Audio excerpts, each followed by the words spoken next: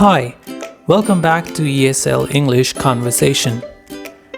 Today we are going to learn how to use will and would in a very short and quick video, and we will also see on what all occasions we can use them. First of all, let me give you an outlines of what are the uses of will and would. Will is used to make informal requests, whereas would is used to make formal requests. Will can be used for present and future to make offers. On the other hand, would is used for the past to make offers. Will is used to talk about the future, and would is used to talk about the future in the past.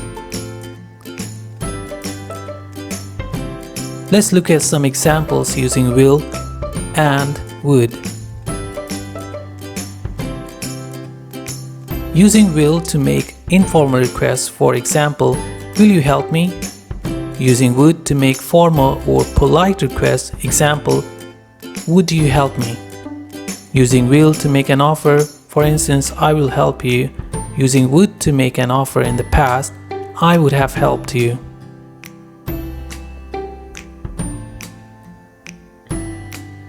Will to talk about the future. He will tutor me next month. Using would to talk about the future in the past, he promised he would tutor me.